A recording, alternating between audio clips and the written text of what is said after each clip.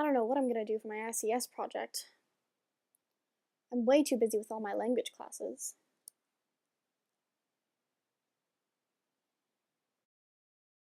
Hey! Whoa, where'd you come from? I'm the magic ICS help wizard. I can help you with all your work, and I'll let you understand it too. Great, can you help me with robotics too? Yes, I can! Okay, follow me! Awesome! Robotics is one of the emerging fields of science. There's no better way to bring an abstract concept to life rather than through robotics. Robotics is pretty dependent on computer science because without the integration of Java into the programs, the computers wouldn't be able to run. The rapid development in robotics results in necessary changes to the computer sciences.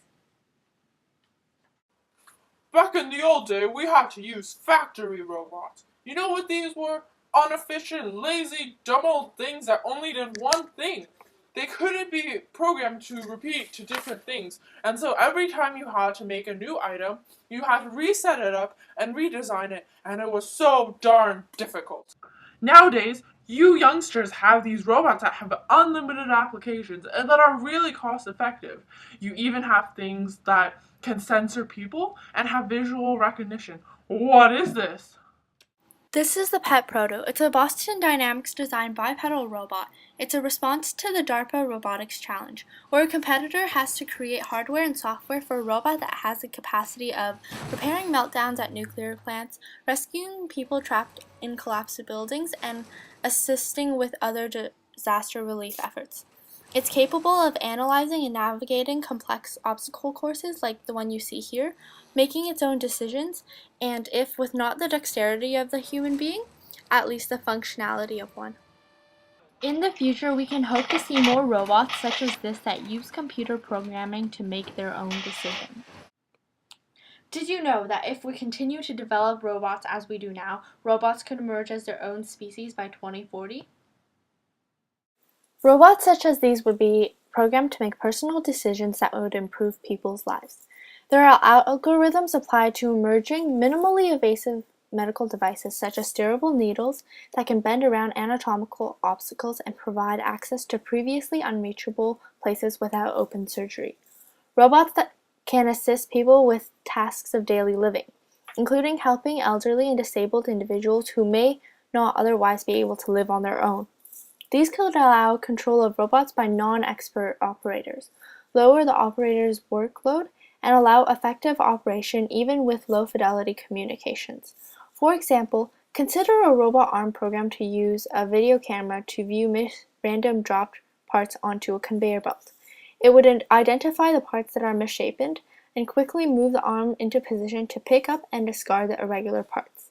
The interesting part of this system to the computer scientist is how to recognize the misshapen part in the first place and quickly identify its location.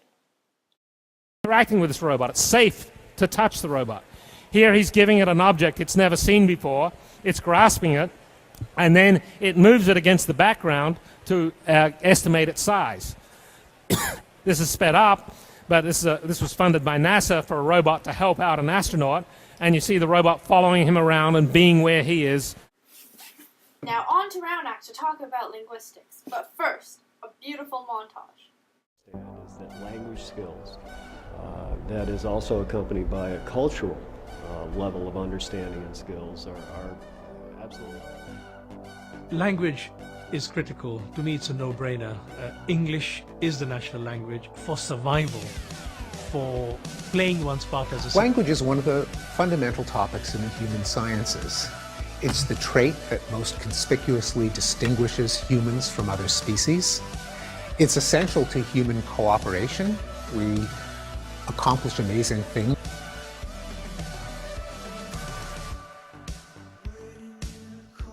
Linguistics. It's the study of human language. Language is such an important topic, and that's mainly for one reason.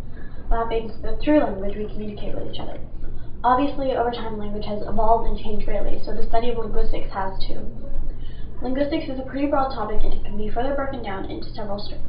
Phonology, the way things sound, the way we hear things, and why that is. Morphology is the building of words, and syntax is the building of sentences. Though these two studies sound pretty simple, they're the building blocks to understanding any language. Then there's semantics, which is the meaning, lexis, which is the choice of words, and pragmatics, which is the use of words in their context. Then there's applied linguistics. Fields like computational linguistics, psycholinguistics, and neurolinguistics use basic concepts from those strands and apply them to further their technology and find new things. Although languages are vastly different across the world, through the technology of today, we've found a way to translate one language into the other almost instantly and seamlessly.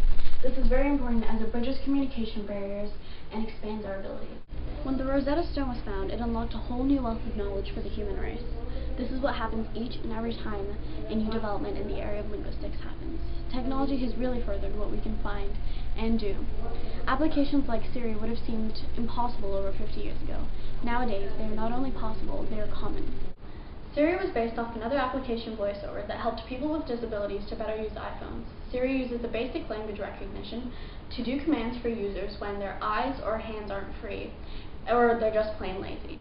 Now, a technology that is even more accurate than Siri is helping doctors to diagnose patients with Parkinson's disease. Parkinson's disease has no known cure, and the only thing doctors can do is find symptoms early on. One of them happens to be recognizable in the voice. So they test speech patterns for abnormalities, and this helps doctors to diagnose them more accurately. This technology will greatly help doctors to treat and defeat Parkinson's disease.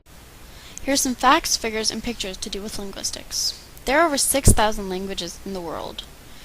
And surprisingly, even though English is the official language of many, Mandarin is the most spoken one, with over 1 billion speakers. In Canada, even though English and French are both official languages, English is the most commonly spoken. In this graph, you can see some other commonly spoken languages in Canada. Different languages have different ways of constructing words, but the concepts are pretty much the same throughout. There are over 500 words added every year to the English language. Some of the words added to the Merriam-Webster dictionary this year include bucket list, Copernicum, earworm, and underwater. Some of the oldest languages known to man include Sanskrit, Sumerian, Hebrew, and Basque. I hope you learned something during this segment. Linguistics? Robotics? Together? My best friend right now is actually abroad in Scotland, and I Skype with her all the time. So I actually had her Skype into Tilo, and she was driving around Candide, even though she's, in a different country. And I've been working on this research project all year now. Tio, a tall telepresence robot mounted on wheels, receives instruction via Wi-Fi connection. Using the webcam, the operator can move the robot and have it interact with people and situations. The operator types in commands, forward, back, left, right, into Skype, which relates the instruction via local Wi-Fi to an Android tablet on the robot. Coeli is a prototype type of robot. It presently functions as a robot alarm clock and is controlled through a web page too. It can react to human interactions such as pets. So, young child, do you understand how ICS can be related to everyday life, such as robotics and linguistics? Of course, thank you so much. And we hope you guys understand too.